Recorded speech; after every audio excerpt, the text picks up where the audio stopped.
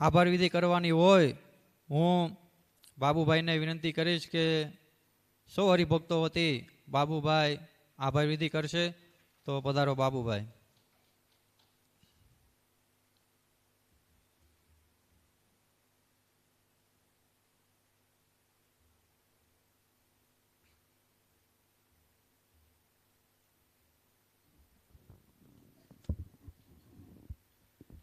જય સ્વામિનારાયણ. માઇક ઉપર હું આ પહેલી જ વખત બોલું છું. ઘણી બધી વખત માઇક ઉપર બોલવાનો મારો વારો ઘણી વખત આવેલો, પણ પ્રેમથી હું કહેતો હતો કે હું માઇક વરનો માણસ નથી. માઇક જ્યારે હાથમાં આવે ને અને પછી જ્યારે છૂટે ને ત્યારે કોઈને ગમતું હોતું નથી. પણ આજે મારો છૂટકો નહોતો. ઘણા બધા અમારા મિત્રો હતા, આપણા હરિભક્તો જ હતા. દરેકને કીધું કે કંઈક કોઈક આ રજૂઆત કરે, પણ ઘણા બધાએ ના કીધી. એટલે છેવટે મારે કંઈક તો બોલવું. આભાર તો આપણામાંથી જ માનવો પડે બધાનો, એટલે મારે આભાર માનવો છે. પારાયણના પાયાનું કામ, આ પારાયણનું ઉદ્ભવ સ્થાન શું, આ બધું આપણે જાણવું જોઈએ કે કેવી રીતે પારાયણ રચાયું. તો હું તો બેંગ્લોર હતો અને ત્યાં ફોન આવ્યો લીલાબેનનો કે છપૈયા પારાયણ કરવું છે. હું એગ્રી થઈ ગયો, ઓકે ચલો કરવું છે. એટલે નક્કી થયું કે પારાયણ કરવું છે, ચલો કેવી રીતે કરું છું. મને કે તમે કંઈક કરો. એટલે મેં બેંગ્લોર બેઠા બેઠા આયોજન કર્યું. પછી કોઈક એક ટેકનિકલ કંઈક પ્રોબ્લેમ આવ્યો એટલે આયોજન કેન્સલ. મેં કીધું હવે નહીં થાય. લીલાબાઈને એટલો બધો આગ્રહ કર્યો કે મારે તો પારાયણ કરવું છે ને તમારે કરવાનું છે જ. તો ફરીથી પાછું આયોજન મેં ચાલુ કર્યું અને ત્યાં બેઠા બેઠા લીલાબેનને રમણવી, અહીંયા બેઠા બેઠા હું ત્યાં બેઠા બેઠા થોડા થોડા સભ્યો નોંધવાનું ચાલુ કર્યું અને એમાંથી પારાયણનું સ્ટાર્ટ થયું. એટલે પારાયણનો પાયો એ લીલાબેન. એના ઉપર ચણતરનું કામ એ બાહુભાઈ અને રમણવીએ કર્યું. જો એ બે ના હોત તો બિલ્ડિંગ ન બનત, અને બિલ્ડિંગ ન બનત તો આ પારાયણ ન થઈ હોત. મકાન સજાવવાનું કાર્ય, જો પાયો પૂર્યો, મકાન બન્યું પણ સજાવટ ના હોય તો રહેવા જવાય નહીં, મીન્સ પારાયણમાં અવાય નહીં. તો આ સજાવવાનું કામ એ નંદુભાઈ છોટાભાઈ પટેલ. જો અમનો સહયોગ ના હોય તો ભલે અમારું બેનું નામ બોલાતું હોય, આ તો ખાલી નામ બોલાય, બાકી આ સહયોગ સિવાય આ પારાયણ થાય નહીં. ઘનશ્યામભાઈ લાલભાઈ પટેલ, આ ઘનશ્યામભાઈની તો વાત જ જુદી છે. હું પહેલી વખત જ અમે મળ્યા, આમ પહેલી વખત મળ્યા પછી એ મને કે હું બાબુ કાકા હું તમને કહ્યું પહેલી આમ જોતા હશે પણ કે હું બહુ ઓળખતો નથી. પણ અમે બે જ્યારે મળ્યા ત્યારે અમારું એટલું બધું સારું ટ્યુનિંગ થયું કે હું જેટલી વખત ફોન કરું ઘનશ્યામભાઈને આમ તૈયાર જ હોય કે બાબુ કાકાનો ફોન આવ્યો, આપણે કરવાનું છે, થઈ જાય. નંદુભાઈ હરિભાઈ પટેલ, જ્યારે જ્યારે સ્વામીને મળવા માટે જમિયતપુરા જવાનું થાય એટલે ફોન નંદુભાઈ કરે અને નંદુભાઈ તૈયાર હોય, બાબુ કાકા આવી જાઓ ઝુંડાલ, આપણે જઈ આવીએ. પોપટભાઈ ગોવિંદભાઈ પટેલ, આમની વાત જ ન થાય, ખરેખર વાત ન થાય. સૌથી વધુમાં વધુ જો સહયોગ મને મળ્યો હોય ને આ પારાયણ પ્રત્યે તો પોપટભાઈનો. ઘણી વખત હું ગૂંચાઈ જાઉં ને ત્યારે એમાંથી રસ્તો એ આ પોપટભાઈ કરાવે. શું રસ્તો કાઢવાનું કામ પોપટભાઈનું. સાથે સાથે જયંતિભાઈને કેમ બોલાય, જયંતિભાઈની જોડી ડાયાભાઈ સાથે, આ બેની જોડીનો સહયોગ ઘણો બધો અમને મળ્યો. પારાયણ આ આપણું પૂરું થવા આવ્યું એમાં આ બધાનો બહુ મોટો ફાળો છે. સાથે સાથે ટ્રેનમાં ટિકિટોની વહેંચણી અને બહેનો તો કે અમને સીટો ક્યાં મળશે ને ઉપર ને નીચે ને ફલાણું ને ઢીકણું, આ કરવામાં સુનિલભાઈ અને વિનુભાઈ અંબાલાલ પટેલે, સુનિલભાઈ અંબાલાલ પટેલ, વિનુભાઈ અંબાલાલ પટેલ, આમ કીધું નથી હા થઈ જશે, હા થઈ જશે. અને એમણે ટ્રેનમાં બધાને સાચવીને અયોધ્યા અને અયોધ્યાથી પછી છપૈયા લાવ્યા. સાથે સાથે રમણભાઈ શંકરભાઈ પટેલ અને રમણભાઈ મણિભાઈ પટેલ, આમનો પણ આ પારાયણમાં સહયોગ મળ્યો છે. શું એટલે અને આ તો આટલા નામ મને ખબર છે, થોડા ઘણા બધાનો સહયોગ મળ્યો છે.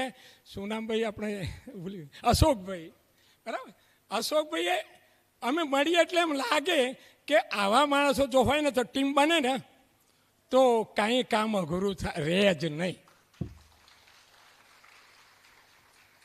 સાથે સાથે બહેનોમાં અમારા વર્ષાબેન, અમારા દીકરી, અને રમણભાઈના દીકરી ખુશ્બુબેન, જ્યારે બહેનોનું કંઈ પણ કામ હોય કંઈ પણ, તો આ બેને ફોન કરીએ એટલે એક પ્રોબ્લેમ સોલ્વ થઈ જ જાય. અમારે પછી બીજું પાછળ કરવાનું રહે નહીં. બહુ મોટો ફાળો એમનો.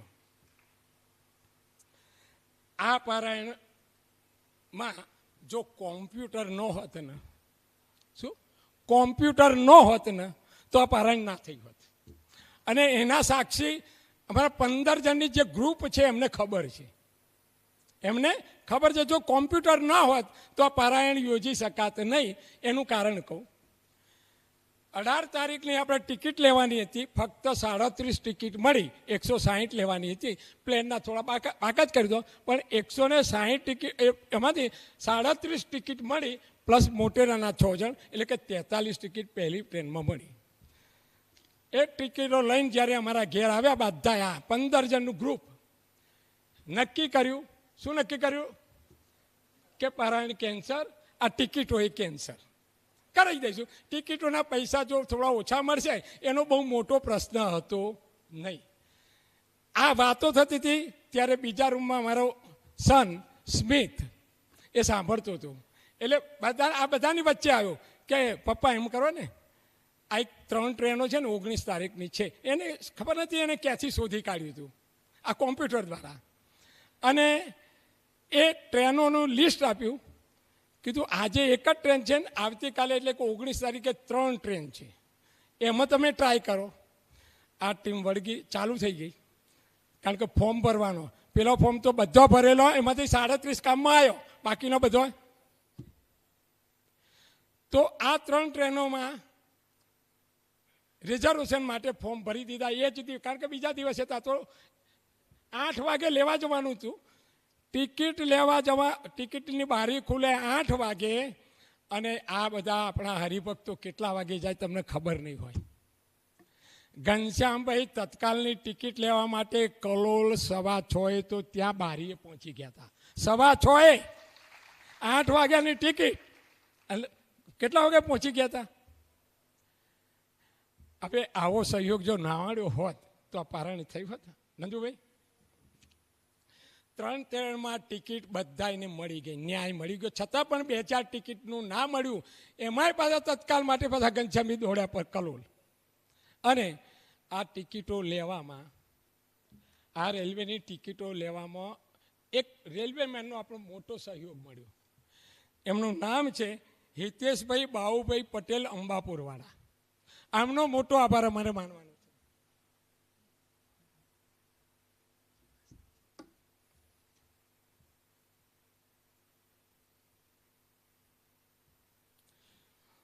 પોપટભાઈ મને એક યાદ રહેવા આવ્યું, અને હું ખરેખર ભૂલી ગયો નામનું લિસ્ટમાં. મને શું છે, પેલા ઘનશ્યામભાઈ ઉપર બહુ મોટો સ્નેહ.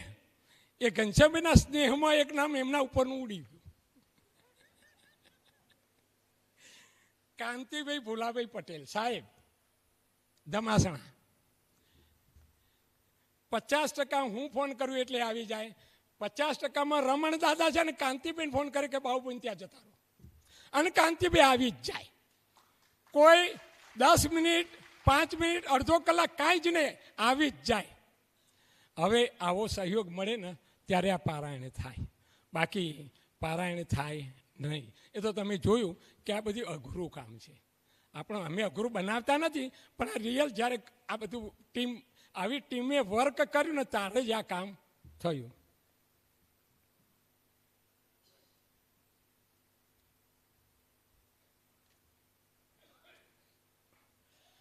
અહીંયા આપણે જોયું પહેલા દિવસ તો છોડી દો, પણ બીજા, ત્રીજા, ચોથા અને પાંચમા દિવસે રસોડામાં પીરસવાનું કામ આપણને સંતોએ કીધેલું કે પીરસવામાં તમારા માણસો જોઈશે. કીધું અમારા માણસો, અને એમાંય ઝુંડાલ પીરસવા માટે. ઝુંડાલ તો આપણા 10 ગામમાં, હા ખરું કે નહીં નંદુભાઈ? પીરસવામાં ઠીક, એ પીરસવાની ટીમ નંદુભાઈ, ઘનશ્યામભાઈ, નંદુભાઈ, રમણભાઈ, મણિભાઈ, રમણભાઈ, શંકરભાઈ અને બીજા નામી અનામી બધા. માફ કરજો, કોઈકના નામ રહી જાય તો માફ કરજો, બરાબર. પણ આ બધાએ ઘણો બધો પીરસવામાં ફાળો આપ્યો છે. બીજા પોરના ને ભાઈ એવા હતા, પણ મને નામ ખબર નથી, પણ એમનો એ આભાર. યજ્ઞપ્રકાશ સ્વામી અને ગોપાલચરણ સ્વામી. યજ્ઞપ્રકાશ સ્વામીએ તો બધી કથા તમને કરી લીધી, પણ એમણે આટલું બધું મોટું કામ આપણું પૂરું કર્યું, એટલે આપણે આ બંને સંતોનો પણ આભાર માનીએ છીએ.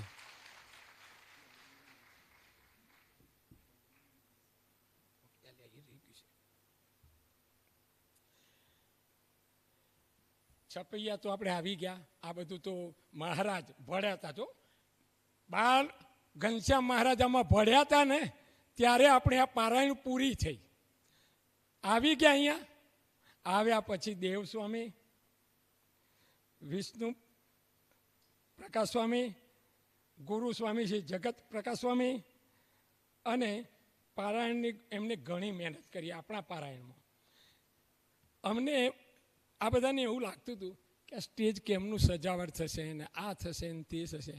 કોઈએ સજાવટ કરી? આપણે રેડીમેડ છે. કોઈ આ ઉપર ફક્ત સાલ માટે આપણા માણસો ઉપર આવ્યા, બાકી કોઈ ઉપર આવ્યું છે ના. આ ક્યાંથી બને? સંતોનો સહયોગ ના હોય ને તો એ પારાયણ ન બની શકે.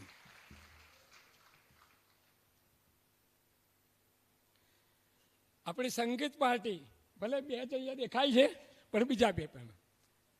આ સંગીત પાર્ટી અને યજ્ઞ પ્રકાશ સ્વામીની જોડી એ જ રંગ લાવે, એ જ રંગ લાવે. એમનો પણ આભાર. સાથે સાથે વિડીયો કેમેરામેન, નામ મને ખબર નથી વિડીયો કેમેરામેનનું નામ શું છે, પણ સ્વામીએ જે આભાર વિધિ કરી એમાં એક વસ્તુ બહુ ચોખવટથી કીધી કે બધા કેમેરામેનો શું કરે છે, કીર્તન ચાલુ થયું એટલે આ કેમેરો મૂકી બેસી ગયા. તમે જોવો તો જોજો, બધી કથાઓમાં હાથ થાય છે. પણ આ કેમેરામેને કીર્તન વખતે આ હરિભક્તોને જે બતાવ્યા ઓનલાઈન, ખરેખર એમનો મોટો આભાર, એમનો મોટો આભાર. રમણ દાદા વારંવાર કહેતા કે બ્રાહ્મણ પાછા કરજો, બ્રાહ્મણ રહી ના જાય. પૂજા કરવા માટે કોણ પૂજા કરાવે છે? શું કીધું? રમણ દાદા સંતોને કીધું છે આપણે કોઈ બ્રાહ્મણે રાખશે, અને આ જે આપણે પૂજા માટેના બ્રાહ્મણ છે એમને આપણને ઘણો બધો સહયોગ આપ્યો. આપણે જનરલી આપણા ત્યાં શું કરીએ છીએ, દીવો કરવા માટે આપણા માણસો હોય છે, જ્યારે એક જ બ્રાહ્મણ આટલા બધાના દીવા પ્રગટાવી અને તમને આપે, ખરેખર એમનો મોટો આભાર આપણે વ્યક્ત કરીએ છીએ. અને છેલ્લે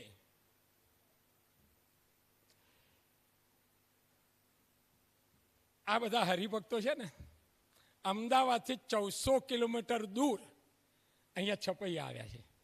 કેટલા કિલોમીટર? માનો કે હરિભક્તો અહીં આવ્યા જ ન હોત તો આ પારાયણ કેવી રીતે થાય? તો તમારા બધાનો આભાર ન માનીએ તો શું થાય? માનવો જ પડે, માનવો જ પડે. અશોકભાઈ ભલે ના પાડતા હો તમે. જય સ્વામિનારાયણ. ખરેખર બોલતા આવડતું નહોતું, પણ જેવું આવડ્યું એવું એક રજૂઆત કરી. એક છેલ્લે આ પોપટભાઈ મને યાદ દેવડાવી દે. ખરેખર મારે લખવાનું પણ રહી ગયું, પણ બાલવાના હરિભક્તો, બાલવાના 10 હરિભક્તો, જય સ્વામિનારાયણ, બાલવાના 10 હરિભક્તો એમાંથી 3 હરિભક્તોએ 10 હરિભક્તોનો ખર્ચ ઉઠાવ્યો.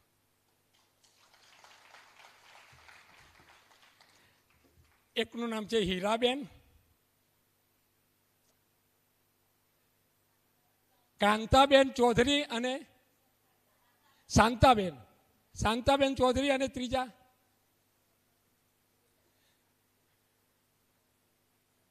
મારે ક્યાંક મેં નામ લખ્યું હતું પણ એ નામ ક્યાંક, હા ઓ સોરી આ છે હીરાબેન રમણલાલ ચૌધરી બાલવા, કાંતાબેન બકાભાઈ ચૌધરી બાલવા અને શાંતાબેન બળદેવભાઈ ચૌધરી બાલવા. આ 3 બહેનોએ મળી અને 10 હરિભક્તોનો ખર્ચ ઉઠાવ્યો છે. એ 10 હરિભક્તો જો અહીંયા ના આવ્યા હોત ને તો આપણને બહુ મોટી ખોટ પડત.